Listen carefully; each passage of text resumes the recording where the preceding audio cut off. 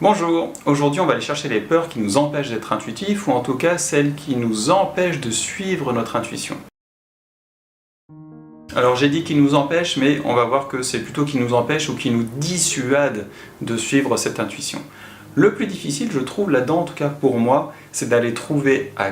quel moment, me souvenir à quelles occasions j'ai eu une intuition et j'ai décidé de ne pas la suivre. C'est un exercice que je trouve difficile parce que après coup je me souviens pas trop, ou rares sont les moments où je me suis dit ah je suis sûr que c'est ça et puis finalement je vais vers autre chose. Bon voilà, c'est pour moi le plus difficile là-dedans. Alors du coup, comment repérer ces moments? Eh bien je dirais que ce sont ceux où, allez, au dernier moment on s'est dit ah non, j'ai envie de faire comme ça mais non ça me paraît pas normal, ça me paraît pas...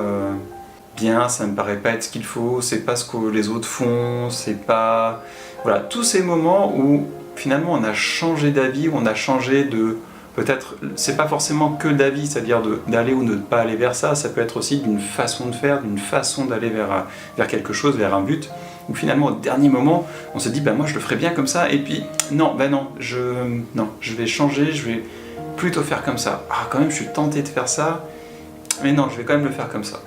Et bien en fait, tous ces moments-là, vous aviez une intuition de comment aller vers quelque chose ou de ce que vous deviez faire, et ce qui vous a amené à changer votre façon de faire, vos façons de voir ou votre objectif, et bien ce sont justement des peurs ou des croyances. Mais bon, on a déjà vu plusieurs fois que les peurs et les croyances sont beaucoup liées entre elles.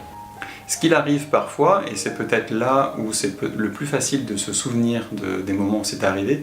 c'est que justement on a changé notre plan d'action, on y va, on suit ce nouveau plan d'action, et puis en cours de route, on se rend compte qu'en fait le chemin qu'on a pris, c'était pas le bon, pas le meilleur, ou qu'il aurait mieux valu prendre celui qu'on avait pris au départ, mais que là où on en est maintenant, c'est trop tard, on peut plus faire marche arrière, on va continuer. Ces moments-là, je pense qu'ils sont plus marquants, et du coup vous arriverez certainement mieux à les retrouver. Et donc, en prenant cette liste de moments, alors peut-être pas très fournie, j'en sais rien, vous verrez,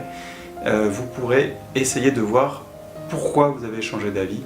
et vous aurez justement quelques peurs et croyances qui vont revenir. Et comme d'habitude, vous connaissez maintenant la chanson et le processus, de regarder ces peurs, de prendre un peu de recul, voir si elles vous apportent toujours de la protection, ou si elles vous empêchent d'obtenir quelque chose que vous souhaitez obtenir, pour pouvoir les remettre en question, éventuellement les diminuer, amenuiser un peu leur